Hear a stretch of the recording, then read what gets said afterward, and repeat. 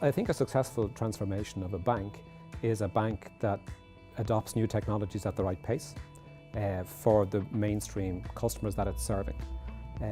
Traditionally, credit institutions have created emotional bonds and loyalty with their customers by striking a relationship with their customers over a very long period of time.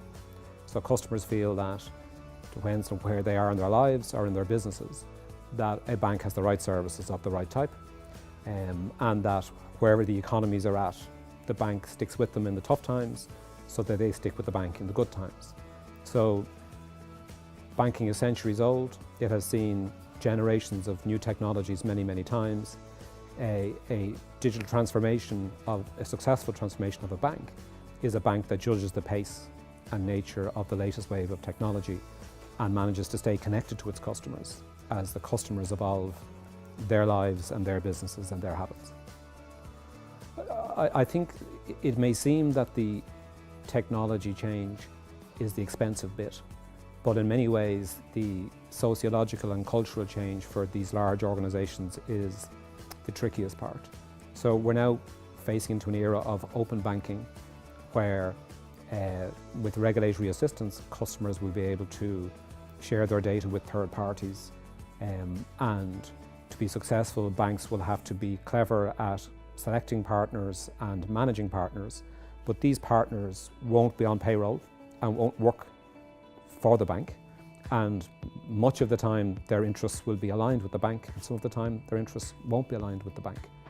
This is a very new distribution model for banks, and it's something they'll have to manage, and they'll have to make sure that their staff are trained and have the right authority and position to make those decisions and do those deals with partners. This is all very new. So the bank that has the best overall balance of new technology, new culture, new decision making and new processes will do the best. It's not just technology, it's organisation and culture also. The European Union casts a very long shadow in terms of the standards that it sets. So if we look for examples of PSD1, the precursor regulation to PSD2, Switzerland implemented very large portions of PSD1.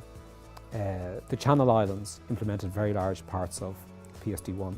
So in that context, we can expect that businesses that operate both with European Union customers and maybe just outside of the European Union will have to make pragmatic decisions.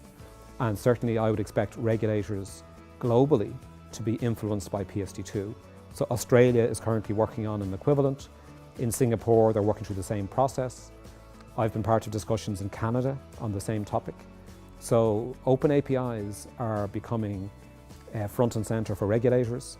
So I would say any people in an economy beside the European Union need to make practical decisions. Is this going to drive customer expectations?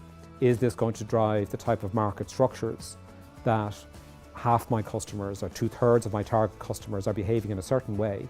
So I think you find in those instances that markets just on the edge of the big trading block in many cases imitate a lot on a voluntary basis because it's practical.